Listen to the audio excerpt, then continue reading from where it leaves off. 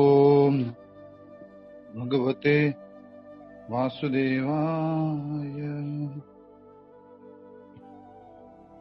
ओम नमो भगवते वासुदेवाय। ओम नमो भगवते वासुदेवाय।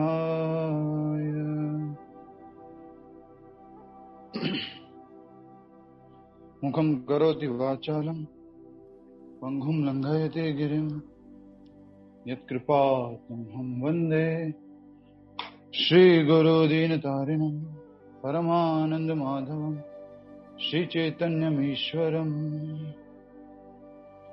हरे कृष्ण। सभी भक्तों का स्वागत है। आज का कार्यक्रम हरिद्वार भगवान के द्वार से, जहां अंत में अजामिल ने भी आकर के अपनी भक्ति की थी। अजामिल को जब सेकंड चांस मिला था। हरे कृष्ण। तो आज हम अध्याय 8 भगवत प्राप्ति, उसमें श्लोक संख्या 11 समझ रहे हैं। प्रमोद कुमार जी, 11 है 12 है आज? 11 है जी। ठीक है, तो आप ही दोहराएंगे श्लोक को, मैं उच्चारण करता हूँ। प्लीज दोहराइए आप 11 नंबर का श्लोक, अध्याय 8।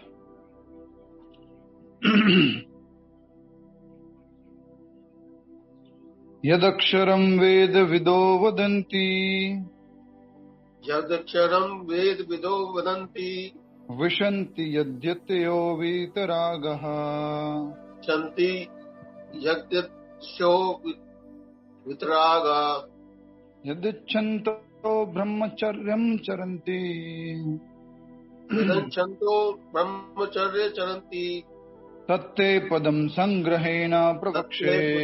संग्रहेण प्रवक्षे। एक बार और।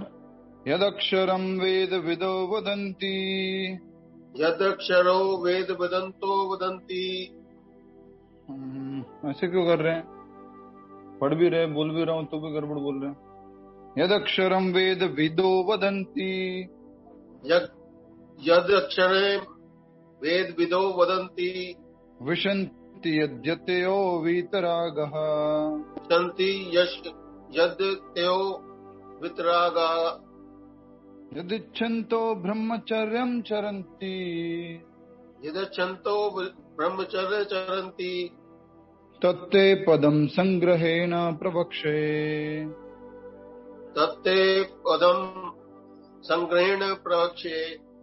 आप उच्चारण कीजिए, कोशिश कीजिए पूरी तरह।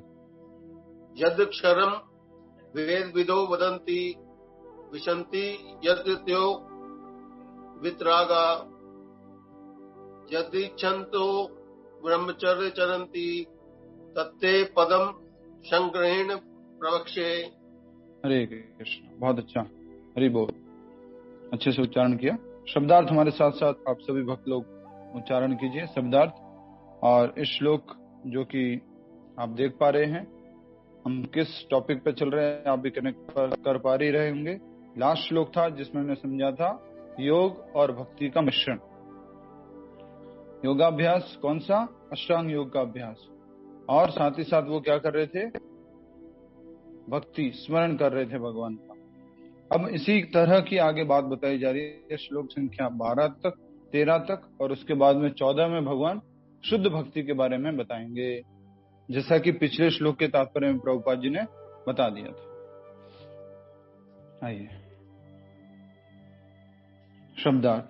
यत जिस, अक्षरम अक्षर ओम को, वेद विदः वेदों के ज्ञाता, वदंती कहते हैं, विशंति प्रवेश करते हैं, यत जिसमें, यतयः बड़े बड़े मुनि, वीतरागाः संन्यास आश्रम में रहने वाले सन्यासी, यत जो, इच्छन्तः इच्छा करने वाले, ब्रह्मचर्यम ब्रह्मचर्य का, चरंती अभ्यास करते हैं, तत् उस, ते तुमको, पदम पद को, संग्रहेणा संक्षेप में, प्रवक्षे मैं बतलाऊंगा।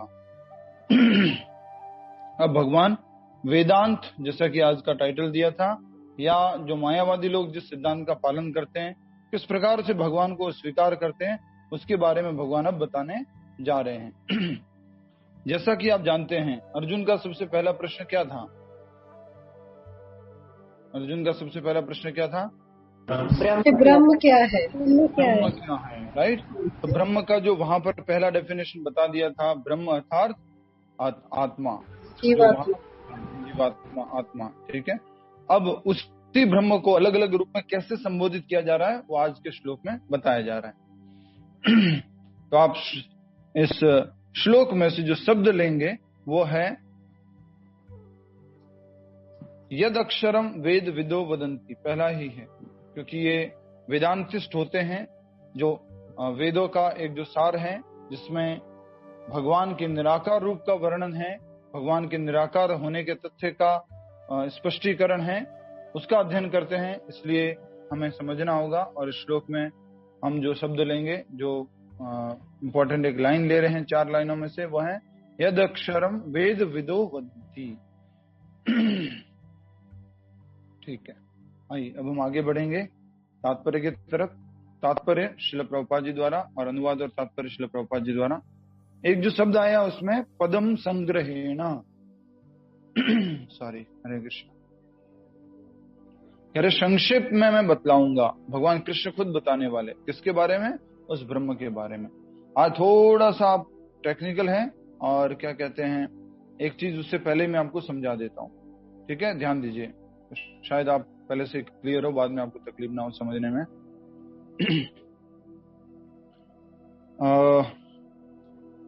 जैसे भगवान और भगवान का नाम है, ठीक है? भगवान और भगवान का नाम, उसी प्रकार से इस दुनिया में कोई भी व्यक्ति है और उस व्यक्ति का नाम है, कोई भी वस्तु है और वो वस्तु का नाम है। हर एक वस्तु, हर एक व्यक्ति, हर एक पेड़ पौधा चींटी सब वस्तु है, और साथ में उसका नाम भी है। किसी का माइक ऑन है, कृपया करके बंद कीजिए। प्रमोद कुमार जी, प्रमिला कपूर जी, धन्यवाद। तो जैसे कि किसी को, जैसे वापस से नाम और नामी, भगवान और भगवान का नाम, तो नाम किनका है? भगवान का है, कृष्ण का है। नाम क्या है? वो भी भगवान का नाम है। अब किसको जानना है? भगवान के नाम को जानना। तो 2 चीजें यहां पर आ गई है, भगवान के नाम को जानना। जानना किसको है? भगवान के नाम को जानना। नाम किसका है? भगवान का नाम। थोड़ा सा आपको समझने में टेक्निकल इसको डिफिकल्टी होगी आगे, इसलिए पहले से ही बता रहे हैं हम आपको। फिर से बताएं जी। संस्कृत में इसको कहते हैं वाच्यम एंड वच। वाच्यम एंड वच। वाच्यम मतलब किनका नाम है, किनको संबोधित कर रहे हैं, किस, जैसे कि कृष्ण, ये भगवान श्री कृष्ण का नाम। एक आप जो उच्चारण कर रहे हैं, एक तो वो शब्द हो गया, और एक वो शब्द जो जिस वस्तु को दिखा रहा है वो वस्तु हो गई।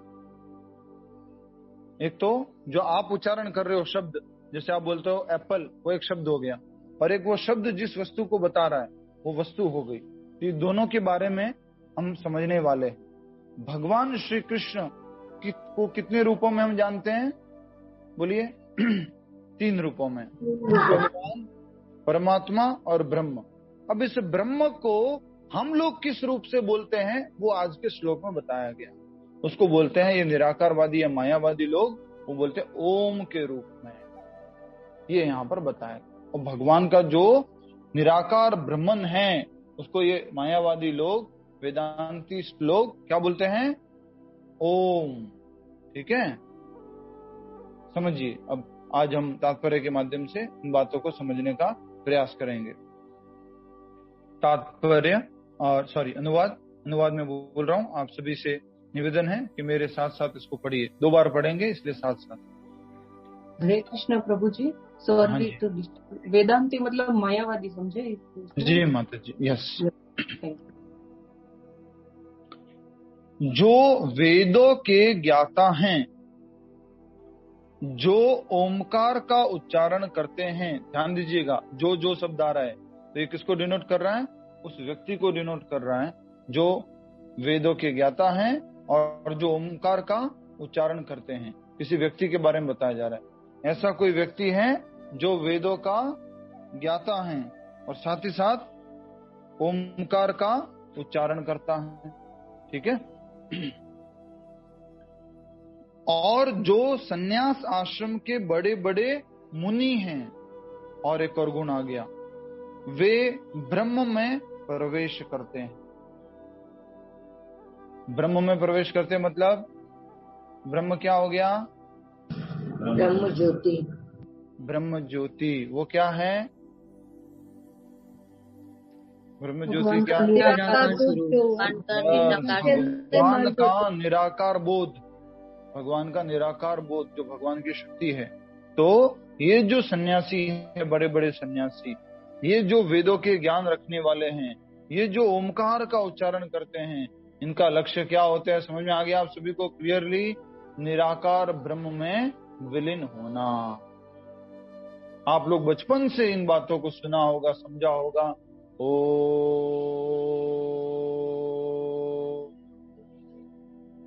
ओम करके उच्चारण करते हैं। क्या है वो? भगवान का निराकार शब्द प्रतिरूप है ओम, और उसमें जो व्यक्ति है उस ब्रह्म ज्योति में विलीन होना चाहता है। ये लोग कौन होते हैं? मायावादी।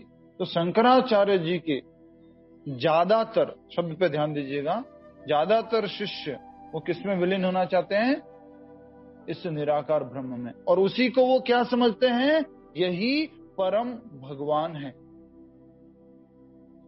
किसको? उस निराकार ज्योति को परम भगवान समझ बैठते हैं। वो निराकार ज्योति परम भगवान से आती है, लेकिन वो ये नहीं जानते और ये स्वीकार नहीं करना चाहते कि कोई एक व्यक्ति परम भगवान हो सकता है। ठीक है। इसलिए वो किसको स्वीकार करते हैं? अन्य ज्योति को स्वीकार करते हैं, पावर को। एक शक्ति है, बस यही सब कुछ है। नेक्स्ट, ब्रह्म में प्रवेश करते हैं। ऐसी सिद्धि की इच्छा करने वाले ब्रह्मचर्य व्रत का अभ्यास करते हैं। और ये लोग क्या करते हैं? ब्रह्मचर्य का अभ्यास करते हैं, कठोर ब्रह्मचर्य व्रत का अभ्यास करते हैं, जैसा कि हम लोग पिछले अध्याय में भी इस बारे में समझ चुके हैं। अब मैं तुम्हें यह विधि बताऊंगा जिससे कोई भी व्यक्ति मुक्ति लाभ कर सकता है। भगवान के मैं बताने वालों ऐसी विधि जिससे कोई भी व्यक्ति मुक्ति का लाभ कर सकता है। और खास करके यहाँ पर कौन से लोगों की बात की जा रही है? जो कि निराकारवादी है, मायावादी है। एक बात बताइए, जल्दी से बताइए, फास्ट। ब्रह्म की प्राप्ति, भगवान के धाम गोलोक वृंदावन या वैकुंठ की प्राप्ति, क्या ये मुक्ति है? क्या ये मुक्ति है? यस, वंदना भारत माता जी। जी माता जी। नहीं प्रभु जी, ये मुक्ति नहीं है। क्या नहीं है? ब्रह्म की प्राप्ति मुक्ति नहीं है, पर दो भुज वाले परमात्मा को पाकर ही मुक्ति मिलती है। तो मैंने तो 3 शब्द बोले, ब्रह्म की परमात्मा, गोलोक वृंदावन या वैकुंठ की प्राप्ति, क्या मुक्ति है? वैकुंठ की प्राप्ति मुक्ति है। वैकुंठ की प्राप्ति मुक्ति है। अच्छा, और वैकुंठ की नहीं, वो मुक्ति नहीं है। वहां पर वहां जाकर के परमात्मा को मिलना, द्विभुज का दर्शन करना और उनके बारे में जानना मुक्ति है। थोड़ा सा वापस से हम समझ लेते हैं, ठीक है? आप सबको फिर डाउट होगा, इसको फिर से क्लियर कर लेते हैं। सभी लोग ध्यान से सुनिएगा प्लीज, क्योंकि इम्पोर्टेंट बात है। जो हमारा लक्ष्य है उसके बारे में मालूम होना चाहिए। भौतिक जगत से बाहर जहाँ पर भी आप जाएंगे, प्रजापति माता जी हरे कृष्णा।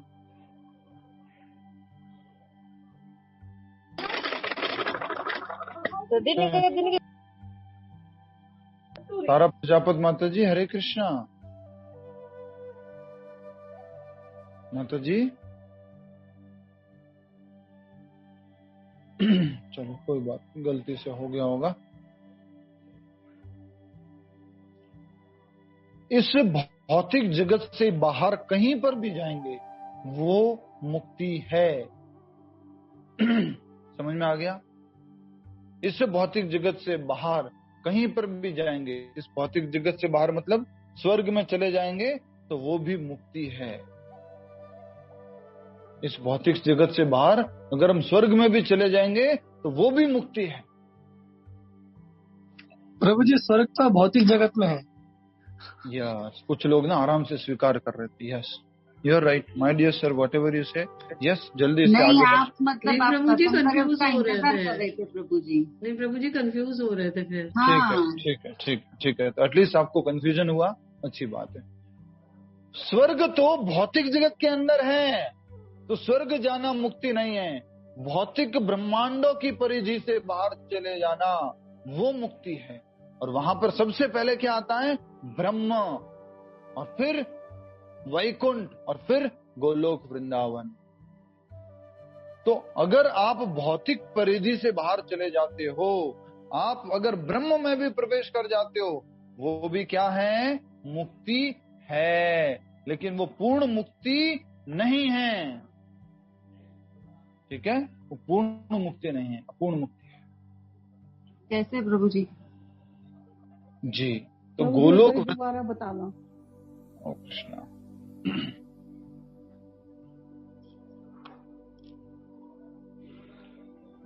प्रभु जी, ब्रह्म ज्योति में भी तो निराकार रूप है ना, उसमें कहाँ से मुक्ति होगी? मुक्ति तो गोलोक वृंदावन में ही होगी ना, जब प्रभु के चरणों में पहुंचेंगे।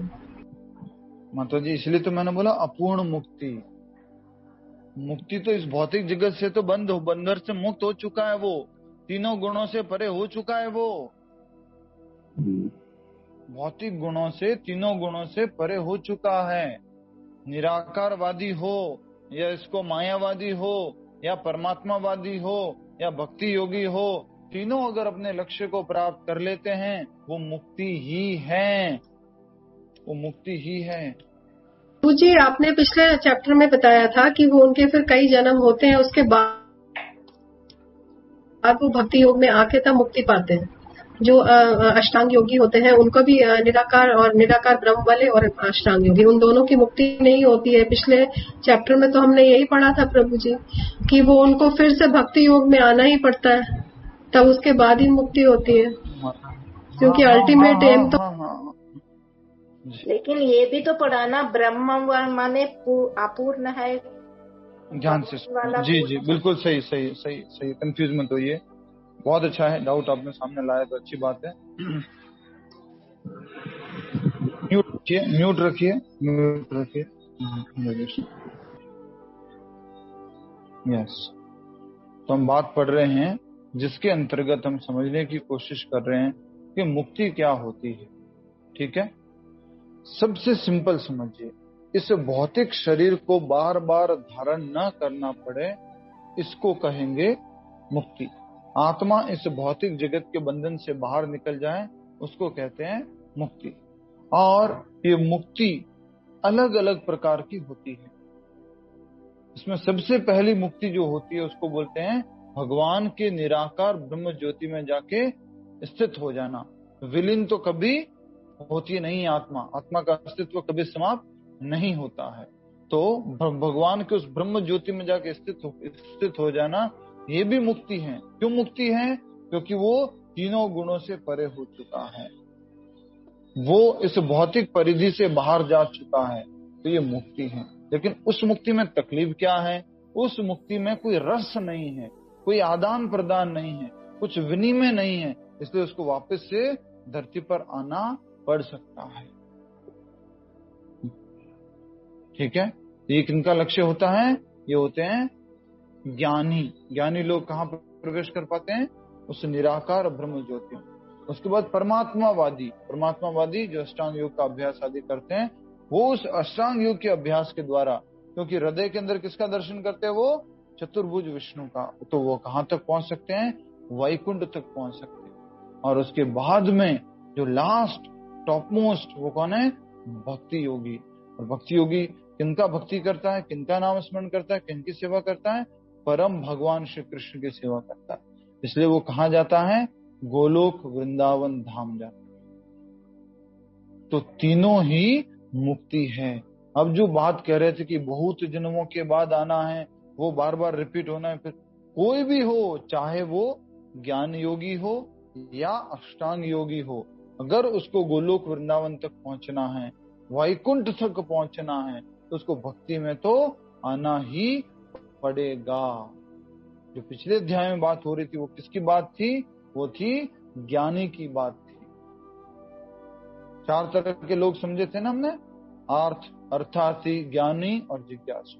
तो ज्ञानी तो जल्दी से ये समझ करके मेरा भगवान के साथ क्या संबंध है, उस कार्य में लग जाता है, भगवान की सेवा में लग जाता है। बाकी 3 अर्थार्थी और जिज्ञासु, उनको बहुत जन्मों के बाद ज्ञान अर्जित होता है, और उस ज्ञान में स्थित होने के बाद वो फिर भगवान की दिव्य प्रेममयी भक्ति सेवा में लग जाते हैं। ठीक है, आपके इससे संबंधित और कोई प्रश्न हो तो मैं जरूर लूंगा, थोड़ा सा समझने का प्रयास कीजिएगा। और किसी को समझ में नहीं आया है तो जरूर पूछ सकते हैं, और कोई समझ, इसमें शर्माने की बात नहीं है कि प्रभु जी क्या कहेंगे, या थोड़ा डांट देंगे, या थोड़ा स्टाइल दिखाएंगे, नखरे दिखाएंगे, ओ फिर से पूछ लिया, कोई बात नहीं, उसकी चिंता मत कीजिए, आप पूछ सकते हैं। ये जो बेसिक बात। जी बोलिए, माइक म्यूट है आपका, बोलिए, माइक म्यूट है आपका, जो भी बोलना चाह रहे थे। हरे कृष्णा, ठीक है, कोई नहीं बोलना चाह रहे, तो हम आगे बढ़ रहे हैं। अब हम अनुवाद को फिर से पढ़ रहे हैं। अब इस अनुवाद को इस तरह से देखिएगा, हरि बोल, एक बार इधर मेरी तरफ ध्यान। अब अनुवाद को कैसे पढ़ना, इस अनुवाद को पहले सारे बिंदु पढ़ेंगे, फिर ये कौन होता है उसको पढ़ेंगे। इसमें क्या है कि बीच में वो व्यक्ति का इंट्रोडक्शन दिया गया है, पहले वो क्या क्या करता है और बाद में क्या क्या करता है वो बताया गया। तो पहले हम सारे वो क्या क्या करता है उसको समझते हैं। ठीक है, अनुवाद मेरे साथ साथ पढ़िए। जो वेदों के ज्ञाता है, पहला वेदों की जानकारी रखता है, वो कौन है, देखते हैं वो कौन है। दूसरा, जो ओंकार का उच्चारण करते हैं, वो जो ओंकार का उच्चारण करते हैं कौन है वो देखते हैं। वो सब एक ही व्यक्ति को बता रहे हैं, एक ही व्यक्ति के बारे में। और जो संन्यास आश्रम के बड़े बड़े मुनि हैं, वो जो संन्यास आश्रम के बड़े बड़े मुनि हैं, भारती, सरस्वती, अलग अलग इनके संन्यास के नाम होते हैं। अब इसको छोड़ दीजिए, वे ब्रह्म में प्रवेश करते हैं, इसको छोड़ दीजिए, आगे पढ़िए। ऐसी सिद्धि की इच्छा करने वाले ब्रह्मचर्य व्रत का अभ्यास करते हैं। तो फिर से यहाँ पे लगा दी, वो जो ब्रह्मचर्य व्रत का अभ्यास करते हैं। तो 4 पॉइंट हो गए। ठीक है, ध्यान दीजिए मेरी तरफ। जो ब्रह्मचर्य व्रत का अभ्यास करते हैं, जो वेदों के ज्ञाता हैं, जो ओमकार का उच्चारण करते हैं, और बड़े बड़े मुनि हैं, इन सब का लक्ष्य जो है वो ब्रह्म है, और ब्रह्म में ही ये प्रवेश करते हैं। ये आत्मा किसमें प्रवेश करती है? ब्रह्म में। अब बताया जा रहा है, अब भगवान कह रहे हैं, अब मैं तुम्हें यह विधि बताऊंगा जिससे कोई भी व्यक्ति मुक्ति लाभ कर सकता है, चाहे वो ज्ञानी हो, अष्टांग योगी हो, भक्ति योगी हो, कोई भी मुक्ति लाभ कर सकता है। इन सब के बारे में मैं बताऊंगा। ठीक है, आइए अब हम इसको समझते हैं तात्पर्य के माध्यम से। आशा करता हूं आपको समझ में आया, थोड़ा सा जो अनुवाद को ने सेट करके फिर समझा। ठीक है, हरे कृष्णा, समझ में आया रिनल माता जी? ठीक है, तात्पर्य श्रील प्रभुपाद जी द्वारा। श्रील प्रभुपाद की जय। श्री कृष्ण अर्जुन के लिए 6 चक्र योग की विधि का अनुमोदन कर चुके हैं। कहां पर अनुमोदित किया था भगवान श्री कृष्ण ने 6 चक्र योग विधि का? भगवान ने अनुमोदन किया था, भगवान ने बताई थी ये विधि। कहां पर? पिछले श्लोक में प्रभु जी, 8.10 पिछले श्लोक में। अच्छा, तो पिछले श्लोक में भगवान ने बताया था कि क्या करता है वो व्यक्ति दोनों भौहों के मध्य में अपने प्राणम आविश्य, प्राण को स्थित करता है। तो बता रहे हैं अनुमोदन कर चुके हैं जिसमें प्राण को भौहों के मध्य स्थिर करना होता है, भगवान ने बताया था। यह मानकर कि हो सकता है अर्जुन को छठ चक्र योग अभ्यास न आता हो, कृष्ण अगले श्लोकों में इसकी विधि बताते हैं। अर्जुन को ये मानकर कि छठ चक्र योग नहीं आता हो। अच्छा, आप में से कोई बता सकता है? मैंने एक्चुअल में जो प्रश्न पूछा था ना, उसका उत्तर था कि छठे अध्याय में भगवान बता चुके हैं। किसको? इस अष्टांग योग विधि को, षट चक्र योग विधि को। तब अर्जुन ने क्या बोला था? 2 कारण दिए थे अर्जुन ने, मैं इसको पालन नहीं कर सकता। कौन बता सकता है? 2 कारण दिए थे अर्जुन ने, मैं इसका पालन नहीं कर पाऊंगा। यस, ज्यादा डिस्टर्बेंस आ रहा हो तो बता देना आप लोग। हाँ जी। एक तो प्रभु जी मन को कंट्रोल करना, प्रभु जी माया के हाथ में बंधन में है, इसलिए नहीं कर सकते। और मुश्किल है, बहुत रास्ता बहुत मुश्किल है। माया वाला उत्तर गलत है। यस, रोशनी गुप्ता माता जी। प्रभु जी, जो लोग गृहस्थी रहते हैं उन पे भी अप्लाई नहीं होता, क्योंकि ये नियम कठिन होता है, अष्टांग योग और ये हरे कृष्णा प्रभु जी। ठीक है, रोशनी गुप्ता माता जी, धन्यवाद। म्यूट कर लीजिए। प्रभु जी, उत्तर जो होता है ना, प्रश्न जो पूछा जाता है उसको समझा कीजिए, और उसका उत्तर जो है ना अच्छे से देखिए, उत्तर कहाँ पर क्या बोला गया। आराम से अर्जुन ने 2 बातें बोली थी। 2 प्रभु जी मैं बताऊं? हाँ, रुक जाइए ना, आपसे पूछ रहा हूँ। अर्जुन ने 2 बातें पूछी थी, क्यों अभ्यास नहीं कर सकता इसका? बताइए, क्यों नहीं अभ्यास कर सकता? प्रभु जी 33वें श्लोक में बताई थी कि ये विधि अव्यवहारिक तथा असहनीय है। बिल्कुल सही उत्तर दिया। विधि अव्यवहारिक है, प्रैक्टिकली फॉलो नहीं की जाती है। श्लोक संख्या 37 में, 37 है प्रभु, 33 प्रभु, 33 श्लोक नंबर में, अव्यवहारिक तथा असहनीय। ऐसे मन से उत्तर नहीं देना, इसलिए मैंने श्लोक से पूछा था। ठीक है। अर्जुन ने बोला अव्यवहारिक मतलब इम्प्रैक्टिकल, असहनीय मतलब इंटॉलरेबल, इसको सहन भी नहीं कर सकता। इसलिए अर्जुन क्या बोलता है? चंचलम ही मना कृष्ण। 34 में बोलता है सीधा, 33 में तो बोल दिया आपने जो विधि बताई है, नाची उचितरम नाचिनी चित्रम शैला जन कुशोतरा, जो ये विधि अष्टांग योग की विधि बताई, ये तो बहुत मुश्किल है, असहनीय है और साथ ही साथ अव्यवहारिक है। अब उसका कारण अर्जुन बताता है, क्या? क्योंकि मन चंचल है। उसका बेसिक कारण क्या बताया था? मन चंचल। चंचलम ही मनः कृष्ण परमार्थी बलवद दृढ़म। याद रखिएगा, छठे अध्याय का 34वां श्लोक, छठे अध्याय का 34वां श्लोक। चंचलम ही मनः कृष्ण परमार्थी बलवद दृढ़म तस्याहम निग्रहम मन्ये वायुरेव सदुष्करम। वायु की दिशा को भी कंट्रोल करने से ज्यादा कंट्रोल करना डिफिकल्ट मुझे क्या लगता है? इस मन को कंट्रोल करना। ऐसा करके अर्जुन भगवान श्री कृष्ण को कह रहे हैं। तो मैं जो बात कह रहा था कि भगवान इस विधि का अनुमोदन तो किए थे, लेकिन अर्जुन ने क्या बोल दिया था? नहीं पॉसिबल है। इसलिए प्रभुपाद जी लिख रहे हैं यहाँ पर, अर्जुन को छठ चक्र योग का अभ्यास न आता हो, कृष्ण अगले श्लोकों में इसकी विधि बताते हैं। वो जो श्लोक संख्या 12 और 13 है, उसमें भगवान फिर से बताएंगे उस योग विधि के बारे में।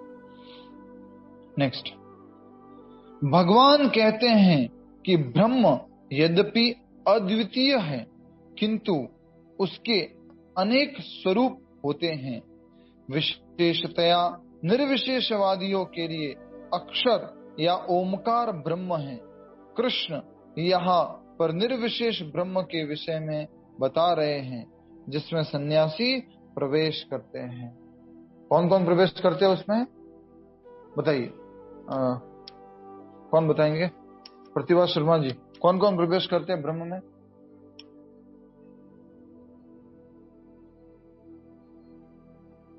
हरे कृष्णा,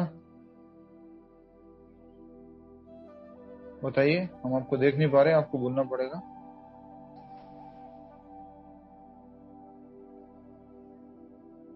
ये बोल।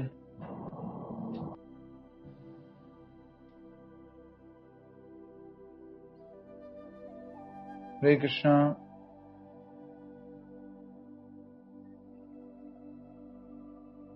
हरे कृष्णा प्रभु जी, जो वेदों के ज्ञाता हैं और जो ओमकार का उच्चारण करते हैं और जी, तो जो वेदों के ज्ञाता हैं, जो ओमकार का उच्चारण करते हैं, जो बड़े बड़े मुनि हैं, सन्यासी हैं, और साथ ही साथ वो ब्रह्मचर्य व्रत का पालन करते हैं, वो ब्रह्म में प्रवेश करते हैं। ब्रह्म हो गया भगवान का निराकार प्रतिरूप, निराकार ब्रह्म ज्योति।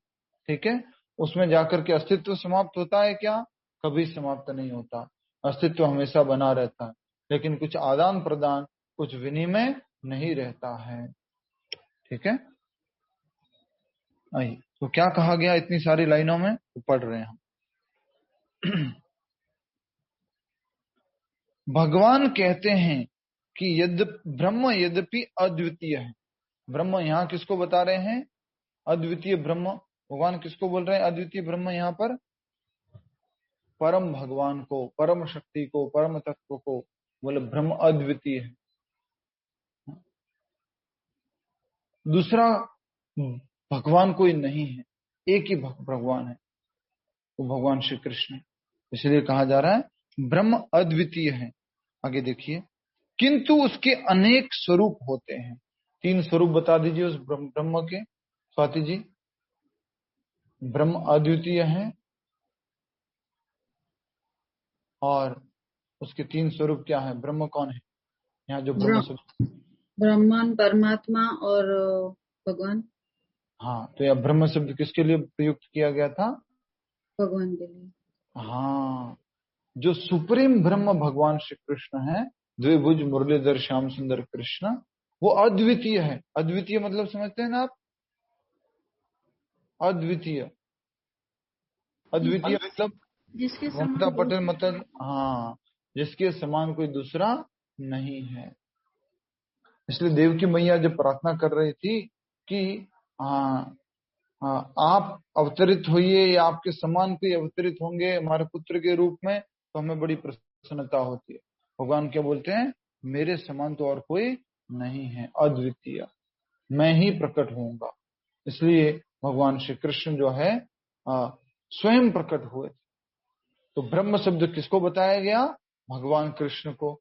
और उनके 3 रूप कौन कौन से होते हैं? तो कह रहे हैं उनके अनेक रूप है, उनके अनेक स्वरूप होते हैं। तो बेसिक कौन कौन से होंगे? परमात्मा और ब्रह्म, जो निराकार ब्रह्म। विशेषतया निर्विशेषवादियों के लिए, जो निर्विशेषवादी कौन होते हैं? जो विशेषताओं में विश्वास नहीं करते। वो कौन से हो गए? मायावादी। वो कौन से हो गए? शून्यवादी। जो विशेषताओं में विश्वास नहीं करते हैं, वैरायटीज में विश्वास नहीं करते हैं, जो आदान प्रदान में विश्वास नहीं करते हैं, तो वो लोग क्या कहते हैं? उनके लिए क्या होता है? विशेषतया निर्विशेषवादियों के लिए अक्षर या ओमकार ब्रह्म है। वो किसको ब्रह्म मान बैठते हैं? भावना गुप्ता, क्या नाम है साहू जी? अक्षर और ओमकार को, सिलेबल ओम को वो मान बैठते हैं। क्या मान बैठते हैं वो? भगवान की यही परम भगवान है। हाँ, वो उसी को क्या मान बैठते हैं? परम भगवान है। ये बात समझिए। थोड़ा सा ब्रह्म ब्रह्म शब्द बार बार आ रहा है, कंफ्यूजन कर रहा है, मैं समझ सकता हूँ, लेकिन मैं आपके लिए थोड़ा और धीरे चलते हुए एक एक उस शब्द का उपयोग कहाँ पर किसके लिए किया गया वो बताते हुए आगे बढ़ने की कोशिश कर रहा हूँ। तो ये निर्विशेषवादी जो लोग होते हैं, वो निर्विशेषवादियों के लिए अक्षर या ओमकार ब्रह्म है, मतलब वो ही परम भगवान है।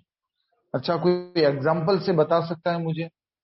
जो गाड़ी वाला एग्जाम्पल था, जो फिर घर वाला एग्जाम्पल था, और घर के अंदर बैठा हुआ व्यक्ति का उदाहरण था, कोई समझा सकता है मुझे? या सूर्य के उदाहरण से समझा दीजिए। सूर्य की रोशनी है, सूर्य का ग्रह है, और उस ग्रह पर रहने वाले विवस्वान है। यस, कोशिश कीजिए प्लीज, थोड़ा सा धीरज रखते हुए समझेंगे। हरिद्वार धाम पे बैठकर समझ रहे हैं, बड़े सौभाग्य की बात है। यस, कोई तो कोशिश करो। हरे कृष्णा प्रभु जी।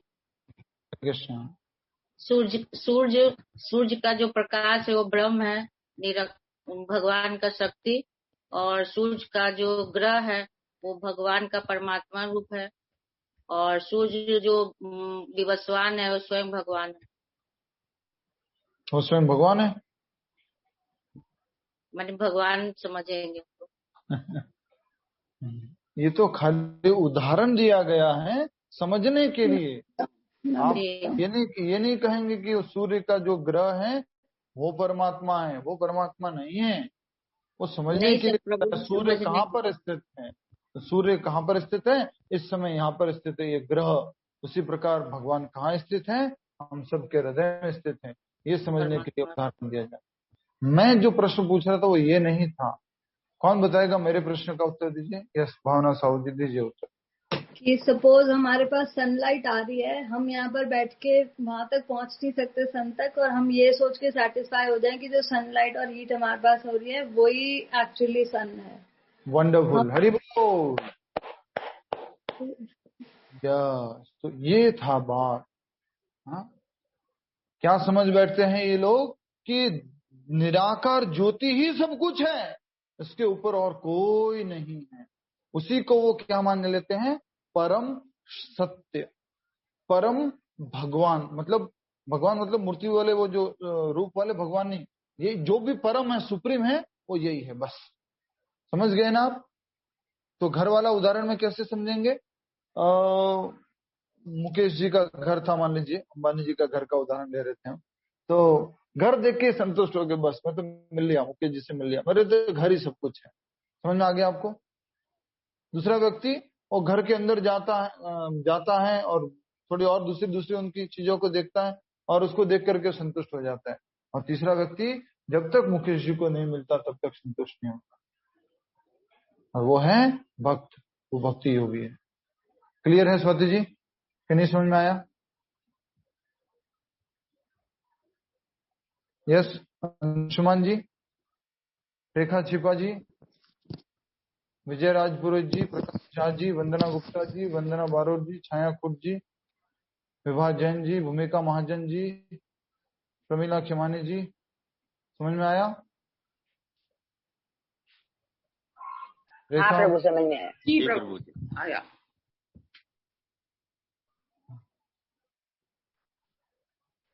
ठीक है। तो ये जो निराकारवादी होते हैं वो उस ब्रह्म को, भगवान की ज्योति को ही वो जानते ही नहीं है। हम तो जानते हैं इसलिए बोल रहे हैं भगवान की ज्योति, वो तो जानते ही नहीं है इसलिए वो क्या बोलते हैं, यही सब कुछ है। हम तो जानते इसलिए कह रहे हैं इसके पीछे कुछ है, लेकिन वो तो जानते ही नहीं है, वो उस ब्रह्म ज्योति को ही सब कुछ मान लेते हैं। ट्रेन वाले एग्जाम्पल से बताएंगे पूनम गर्ग माता जी। यस बताइए, माइक कन्वर्ट कीजिए।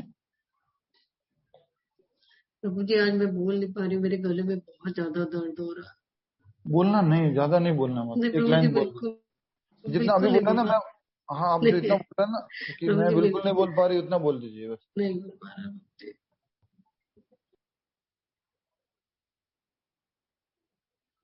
ठीक है। यस सुमन माता जी, ट्रेन का उदाहरण क्या था, इसी से संबंधित।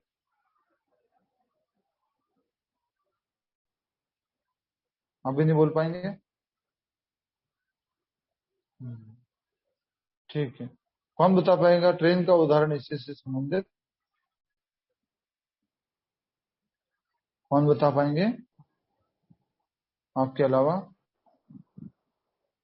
ट्रेन को दूर से देख के कुछ लोग सेटिस्फाई हो जाता है ये ट्रेन है करके, तो कुछ लोग बिल्कुल नजदीक जाके। तो जो ट्रेन की ध्वनि सुन के और ट्रेन का धुआं देख करके या ट्रेन की लाइट देख करके रात के अंदर वो क्या कंक्लूड कर देते हैं, ट्रेन ऐसी होती है बस, और यही ट्रेन है। निर्विशेषवादी लोग भी ऐसे ही होते हैं।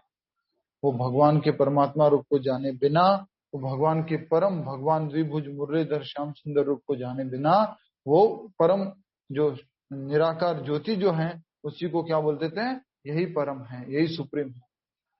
ठीक है, ये हमने यहां तक समझा था। कृष्ण यहाँ पर निर्विशेष ब्रह्म के विषय में बता रहे हैं जिसमें सन्यासी प्रवेश करते हैं। ये सन्यासी लोग जो ज्ञानी होते हैं बहुत ज्यादा, या सन्यासी किसके लिए रेफर किया गया है? ज्ञानी। मायावादी लोग किसमें फंस जाते हैं? वेदांत में। ये वेद है, ये वेदांत का अंत है, ये वेद है, ये वेदांत का अंत है, ये वेद है, ये वेदांत का अंत है। वेदों का सार यही है। आप सभी ने सुना होगा यथा गच्छति सागरात। क्या है पूरी लाइन? कौन बताएगा? यथा गच्छति सागरात, यथा गच्छन्ति सागरात, पूरी लाइन बताइए। यथा गच्छन्ति सागरात। हरि बोल। हरे कृष्णा। बचपन में सुना होगा, कभी सुना होगा, पढ़ा होगा। यथा गच्छन्ति सागरात, गूगल करके बोलिए। हरे कृष्णा प्रभु। हाँ। आकाशात् पतितं तोयं यथा गच्छति सागरं सर्वदेव नमस्कारः केशवं प्रति गच्छति। यस, तो ये मायावादी लोगों का श्लोक है। आकाशम पतितो तोयम, मतलब यथा गच्छति सागर। जिस प्रकार से आकाश से पानी होने पर नदियां होती है, और नदियां बहने पर सारा पानी जाकर के किसमें मिल जाता है? समुद्र में मिल जाता है। वैसे ही ये मायावादी लोग क्या बोलते हैं? आखिरकार सारे के सारे मार्ग हमें कहाँ लेके जाएंगे? कृष्ण में लेके जाएंगे, या परम भगवान में, निराकार ज्योति में लेके जाएंगे। मायावादी लोग निराकार ज्योति में प्रवेश करने की बात करते हैं। इसलिए कहा गया है कि निर्विशेषवादियों के लिए अक्षर या ओंकार ब्रह्म है। कृष्ण यहाँ पर निर्विशेष ब्रह्म के विषय में बता रहे हैं, जिसमें सन्यासी या ज्ञानी लोग प्रवेश करते हैं। छोटा सा तात्पर्य बचा हुआ है, लास्ट का पैराग्राफ कर लेते हैं कुछ। प्लीज जिसको भी कोई भी समझ में नहीं आया हो, पूछने का आपका अधिकार है, आप पूछ सकते हैं। प्रभु जी, ये जो निर्विशेषवादी होते हैं प्रभु जी, उनको भी तो भगवान रेसिप्रोकेट करते हैं ना उनके लेवल में, तो इसी वजह से वो आगे नहीं बढ़ना चाहते, कि उनको लगता है कि जितना वो रेसिप्रोकेट कर रहे हैं भगवान उनको, तो वो उनके लिए इनफ है। वो उनको प्रूव हो जाता है कि भगवान बस यहीं तक है। हमारे में से भी बहुत सारे लोग निर्विशेषवादी थे, मायावादी थे, लेकिन अब क्या बन गए हैं? कृष्णवादी। अब भक्त बन गए हैं। भले ही उनको संतुष्टि मिलती हो, वास्तव में संतुष्टि निराकार ब्रह्म में संतुष्टि नहीं मिल सकती, क्योंकि आत्मा की क्वालिटी क्या है? सच्चिदानंद है। और वहां सच्चिदानंद का अनुभव नहीं होता है ब्रह्म में। ब्रह्म में किसका अनुभव होता है बताइए? जिसने उत्तर सही दिया उसकी तरफ से मैं नाम लेकर के आज गंगा जी में एक डुबकी लगाऊंगा। सत्य सत्य सत्य प्रभु जी, सत्य। कुल सही बताया, सत्य। तो दो लोगों के नाम की आज हम डुबकी लगा देंगे। क्या नाम है आपका? लीना विज माता जी एंड भावना साहू माता जी, ठीक है। तो ब्रह्म में तो ओनली सत्य का अनुभव होता है। सत्य मतलब शाश्वत, चिद मतलब पूर्ण ज्ञान, आनंद मतलब आनंद। तो ब्रह्म में न तो पूर्ण ज्ञान है न ही आनंद है। ब्रह्म में तो मात्र कि हम कभी मरेंगे नहीं, इस बात की गारंटी मिल जाती है। बस हम शाश्वत है, हमारा अस्तित्व तो हमेशा रहेगा, इस बात की जो है कह सकते हैं आश्वस्ता मिल जाती है, ठीक है। तो अब आप अगले देख लो, जो आगे डुबकी लगवाना चाहते हैं अपने अपने नाम के अलग से, वो आगे अगले प्रश्नों में थोड़ा सा कुछ जवाब दे देना तो बड़ी कृपा हो जाएगी। ऑफर लिमिटेड था, लेकिन हमने उसको अनलिमिटेड कर दिया है। ज्यादा डुबकी लगाओगे तो कोल्ड ही हो जाएगा फिर तो। हरी बोल, कोल्ड हो जाएगा। गंगा मैया की जय। ठीक है, तो आगे हम बढ़ रहे हैं नेक्स्ट पैराग्राफ की तरफ। आप सबके नाम की मुझे डुबकी लगानी है, देख लो, अब मौका है। वैसे भी लगा लूंगा, पर उत्तर देंगे तो अच्छा रहेगा। ज्ञान की वैदिक पद्धति में छात्रों को प्रारंभ से गुरु के पास रहने से ब्रह्मचर्य व्रत का पालन करते हुए ओमकार का उच्चारण तथा परम निर्विशेष ब्रह्म की शिक्षा दी जाती है। ये क्या बात हो रही है? ब्रह्मचर्य आश्रम की। कितने आश्रम होते हैं टोटल? ममता पटेल माता जी, टोटल कितने आश्रम होते हैं? एक साबरमती आश्रम और वही ब्रह्मचर्य आश्रम, संन्यास आश्रम, गृहस्थाश्रम। हाँ माता जी, वानप्रस्थ और वानप्रस्थ आश्रम। आप में से थोड़ा धीरज रख सकते हैं आप लोग? जिनसे पूछा जाए वो उत्तर देंगे तो बहुत अच्छा होगा ना। यस, ममता पटेल माता जी। ब्रह्मचर्य आश्रम, संन्यास आश्रम, वानप्रस्थाश्रम और सबसे पहला आश्रम कौन सा होता है?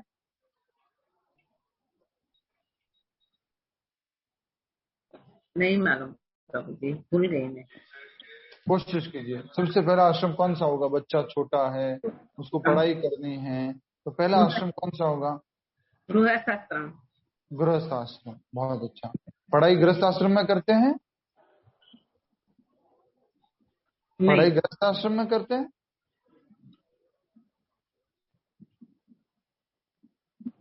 कौन से आश्रम में कर सकते हैं? कोई बात नहीं, बुरा मत मानिएगा, सिंपल, कोई दूसरा नहीं बोलेगा। पढ़ाई कौन से आश्रम में करेंगे माता जी? ज्यादातर लोग जो बात की जाती है। हाँ माता जी, ब्रह्मचर्य आश्रम। फिर आप लोग गलती कर रहे हैं। मैं इतना निवेदन कर रहा हूँ कि आप मत बोलिए, मत बोलिए, मत बोलिए। प्रभु जी, जिनसे पूछा जाए उनको पूछ रहा हूँ, उनको भी समझाने की कोशिश कर रहा हूँ। यस, उर्मिला माता जी, सबसे पहला आश्रम ब्रह्मचर्य आश्रम, दूसरा आश्रम गृहस्थ आश्रम, तीसरा आश्रम वानप्रस्थ आश्रम, संन्यास आश्रम, संन्यास आश्रम। यस, ममता पटेल माता जी, मालूम हुआ? व्यक्ति पैदा होते ही गृहस्थ आश्रम में प्रवेश कर जाता है क्या? शुरुआत में तो वो शादी उसकी 25 साल बाद, 21 साल बाद, 22 साल बाद होती है ना, तो शुरुआत की जो उम्र होती है उसको बोला जाता है ब्रह्मचर्य आश्रम। गुरु के गुरुकुल में रह करके वो शिक्षा प्राप्त करता है, उसको बोलते हैं ब्रह्मचर्य आश्रम। और उसके बाद में वो उन नियमों को सीख जाता है, संयम वगैरह सीख जाता है। उसके बाद वो किसमें प्रवेश करता है? गृहस्थ आश्रम में, शादी करता है। और गृहस्थ आश्रम के बाद में फिर वो पति पत्नी दोनों ही किसमें निकल जाते हैं? तीर्थ यात्राओं पर, दर्शन आदि पर। उसको क्या बोलते हैं? वानप्रस्थ आश्रम। और उसके बाद कौन सा आता है? संन्यास आश्रम, जिसमें वो परिवार, घर, सब कुछ छोड़ देता है। अब देखिए, मैं किसी को पर्टिकुलरली नहीं कह रहा हूं। अब ये इतनी छोटी सी बात है जिसको हम बहुत बाहर से समझते हुए आ रहे हैं। इसमें भी ये भी समझ में नहीं आया तो उस व्यक्ति को जो समझा रहा है उसको कैसा लगेगा, सोचिए। बेसिक बात है ये तो, जो हम शुरू से समझते आ रहे हैं। 4 प्रकार के आश्रम होते हैं। वर्ण आश्रम, 4 प्रकार के वर्ण और 4 प्रकार के आश्रम। वर्ण क्या होते हैं? ब्राह्मण, क्षत्रिय, वैश्य और शूद्र। ये 4 वर्ण होते हैं। और 4 आश्रम, जो मनुष्य जीवन के 4 भाग बढ़ जाते हैं तो उसको 4 आश्रम बोलते हैं। और समाज के जब 4 भाग बढ़ जाते हैं तो उसको बोलते हैं वर्ण। Social division is known as varna and spiritual division is known as ashrama. तो ये मायावादी लोग जो होते हैं, निर्विशेषवादी लोग होते हैं, वो क्या करते हैं वो यहाँ बताया जा रहा है। ज्ञान की वैदिक पद्धति में शास्त्रों को प्रारंभ से गुरु के पास रहने से ब्रह्मचर्य व्रत का पालन करते हुए ओमकार का उच्चारण तथा परम निर्विशेष ब्रह्म की शिक्षा दी जाती है। पर ब्रह्म किसको बोल देते हैं? निर्विशेष, उस निराकार को। गुरु के यहाँ रहते हैं और किसका पालन करते हैं? ब्रह्मचर्य का पालन करते हैं। और साथ साथ में किस मंत्र का उच्चारण करते हैं? रोशनी गुप्ता माता जी, गुरु के आश्रम में रह के किस मंत्र का उच्चारण करते हैं? रोशनी गुप्ता माता जी। प्रभु जी, जो गुरु जी कहते हैं हरे कृष्ण महामंत्र, यहाँ हाँ बिल्कुल, गुरु परंपरा से जो मंत्र दिया म्यूट कर दीजिए, म्यूट कर दीजिए, म्यूट कर दीजिए। हाँ, हरे कृष्ण माता जी, रोशनी माता जी, हरे कृष्णा जी। तो रोशनी माता जी ने बताया है कि जो गुरु शिष्य परंपरा से मंत्र मिलता है उस मंत्र का उच्चारण करना चाहिए गुरु के आश्रम में रहते हुए। क्या ये बात सत्य है? निर्विशेषवादी मायावादी लोग कौन से मंत्र का उच्चारण करते हैं? ओंकार ओंकार का ओंकार उच्चारण करते हैं। ओ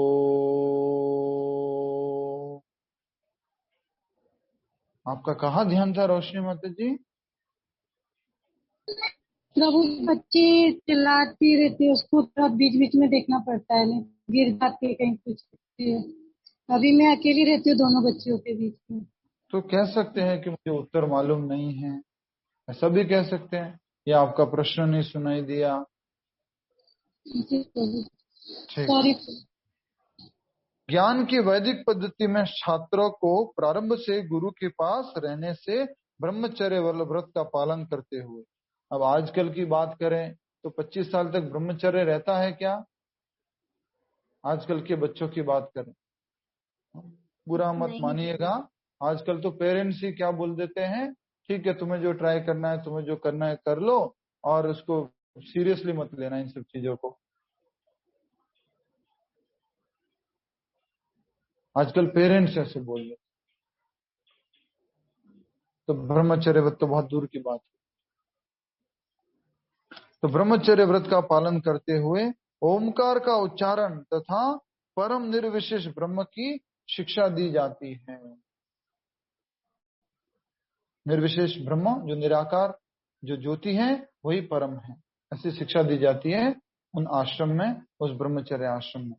कहां पर? निर्विशेषवादी में, जो ज्ञान की पद्धति है, वेदांत की पद्धति है, उसमें। आप काशी जाओगे, आप हरिद्वार जाओगे, आप इन मुख्य मुख्य स्थानों पर जाओगे तो आपको कौन मिलेंगे? यही निराकारवादी निर्विशेषवादी ही मिलेंगे।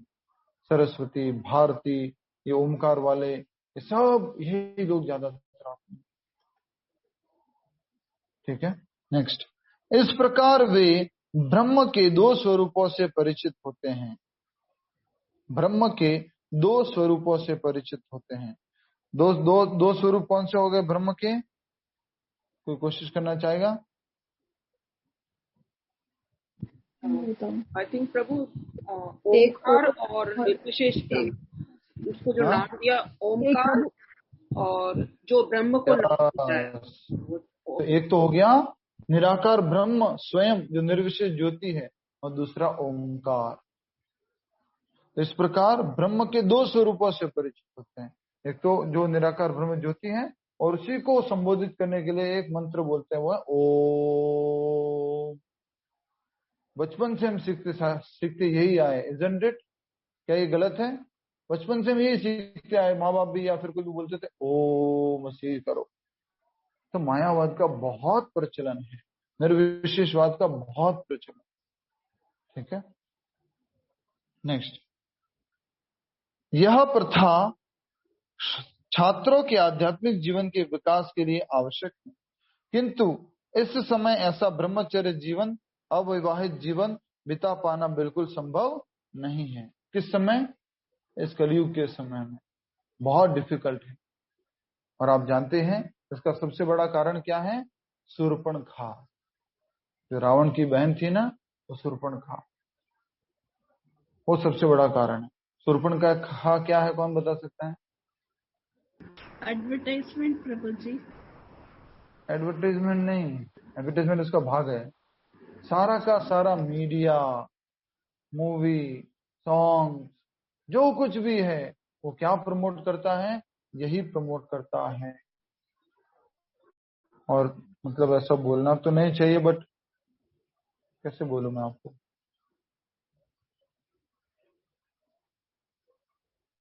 प्रभुपाद जी के बिहाफ में बोलता हूँ, प्रभुपाद जी गुरु जी है, उनके बिहाफ में बोलता हूँ। आजकल स्कूल में, कॉलेजेस में एडमिशन होता है तो क्या पूछा जाता है? Are you virgin? You are still virgin? ऐसे करके पूछा जाता है। व्यक्ति सोचता है कि मैंने कुछ पाप कर लिया क्या, क्या मैं ऐसा अभी तक वर्जिन हूं तो कुछ गलती हो गई क्या? और क्या समझ लेते हैं कि वर्जिनिटी ब्रेक करना ये तो बहुत बड़ी बात है और अच्छी बात।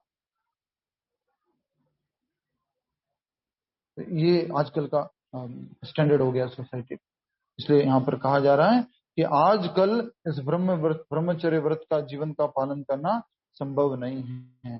विश्व का सामाजिक ढांचा इतना बदल चुका है कि छात्र जीवन के प्रारंभ से ब्रह्म जीवन बिताना संभव नहीं है, क्योंकि वो क्या शिक्षा लेते हैं? शिक्षा भी उनको किसकी दी जाती है? जो स्त्री पुरुष संबंध है उसकी शिक्षा दी जाती है। उसी से संबंधित जो बातें, उन आकर्षणों को एडवर्टाइज के माध्यम से, टीवी चैनलों के माध्यम से, मूवी के माध्यम से दिखाया जाता है। विश्व का सामाजिक ढांचा इतना बदल चुका है कि छात्र जीवन के प्रारंभ से ब्रह्मचर्य जीवन बिताना संभव नहीं है। यद्यपि विश्व में ज्ञान की विभिन्न शाखाओं के लिए अनेक संस्था हैं, किंतु ऐसी मान्यता प्राप्त एक भी संस्था नहीं जहां ब्रह्मचर्य के सिद्धांतों में शिक्षा प्रदान की जा सके। इतने सारे इंस्टीट्यूट बन चुके हैं, IIT, IISc, Harvard university, Cambridge university, ये यूनिवर्सिटी, वो यूनिवर्सिटी, ये वो बहुत कुछ बन चुका है। आप में से ईमानदारी से बताइए, पेरेंट्स जो अपने बच्चों को अच्छे अच्छे स्कूल्स में, कॉलेजेस में पढ़ाते हैं, क्या वहां पर कोई ऐसा सब्जेक्ट होता है? ब्रह्मचर्य व्रत पालन करने का कोई सब्जेक्ट होता है? कोई संयम रखने की कोई चीज पढ़ाई जाती है? नहीं प्रभु जी, बस योगा और मेडिटेशन थोड़ा सा होता है स्कूलों में, बाकी तो और नहीं होता। ब्रह्मचर्य की शिक्षा नहीं दी जाती है। और आजकल तो आप जानते हैं, छोटे छोटे बच्चे, you know he is my crush, you know she is my crush, वो क्रश में जिंदगी उनकी क्रश हो जाती है। पूरा जिंदगी का जो मेन, जो मनुष्य जीवन का जो गूढ़ रस होता है, वो रस क्रश हो जाता है। ये आजकल की स्थिति है। तो अनम्यूट कर रहे बार बार, ये कौन है? हरे कृष्ण प्रभु। श्यामा सिंगल जी, उनके कुछ प्रॉब्लम है, वो जब भी अनम्यूट होते हैं उनका मतलब ऐसा ही होता है। श्यामा सिंगल जी मतलब सोते सोते अटेंड करते हैं, कुछ कुछ बटन दबाते रहते हैं। इन बातों को अच्छे से समझना होगा। यद्यपि विश्व में ज्ञान की विभिन्न शाखाओं के लिए अनेक अनेक अनेक संस्थाएं हैं, किंतु ऐसी मान्यता प्राप्त एक भी संस्था नहीं जहां ब्रह्मचर्य के सिद्धांतों में शिक्षा प्रदान की जा सके। ब्रह्मचर्य ये संस्था मतलब समझ गए ना? स्कूल्स, कॉलेजेस, यूनिवर्सिटीज, वहां पर इसके बारे में कोई शिक्षा नहीं दी जाती। ब्रह्मचर्य के बिना आध्यात्मिक जीवन में उन्नति कर पाना अत्यंत कठिन है। अतः इस कलयुग के लिए शास्त्रों के आदेशानुसार भगवान चैतन्य ने घोषणा की है कि भगवान कृष्ण के पवित्र नाम हरे कृष्ण कृष्ण कृष्ण हरे हरे, हरे राम राम राम हरे हरे के जप के अतिरिक्त परमेश्वर के साक्षात्कार का अन्य कोई उपाय नहीं। क्योंकि निराकार जो उपाय कर रहे हैं उसमें क्या चाहिए? ब्रह्मचर्य व्रत चाहिए, संन्यास जीवन चाहिए। लेकिन ये भक्ति योग में जो भक्ति योग जो बताया है, उसमें हम अगर बात करें तो इसको अगर आप ग्रस्त में भी है तो भी इसका अभ्यास कर सकते हैं। कलयुग को जानते हुए कि कलयुग के लोग ब्रह्मचर्य व्रत का पालन नहीं कर पाएंगे, संयम नहीं रख पाएंगे, एकमात्र सॉल्यूशन दिया है। सोचिए, इतनी बड़ी कृपा, इतनी बड़ी कृपा। हरे कृष्ण महामंत्र का जप करो बस, ना तो परतर उपाय और कोई दूसरा उपाय other than chanting the holy name of the Lord, other than chanting the holy name of the Lord, other than chanting the holy name of the Lord. ये व्रत पालन नहीं हो रहा है, वो व्रत पालन नहीं हो रहा है, ये नियम नहीं कर पा रहे, वो नियम नहीं कर पा, सेकेंडरी है। प्राइमरी क्या है? एक नियम पालन करना, प्रतिदिन 16 माला का जप करना, ये प्राइमरी नियम है, ये सबसे इंपॉर्टेंट है। बाकी सारे के सारे नियम सेकेंडरी नियम है। प्राइमरी नियम की तरफ हमें ध्यान देना है, सेकेंडरी नियम की तरफ ऑटोमेटिक ऑटोमेटिक ये सब आगे बढ़ते। तो प्राइमरी नियम है 16 माला का जप करना, पहला नियम है। बाद में सारा ये खाना नहीं खाना है, ये अच्छा है वो बुरा है, ऐसे देखना ऐसे नहीं देखना, ये करना, सब बाद में धीरे धीरे गुण आ जाएंगे।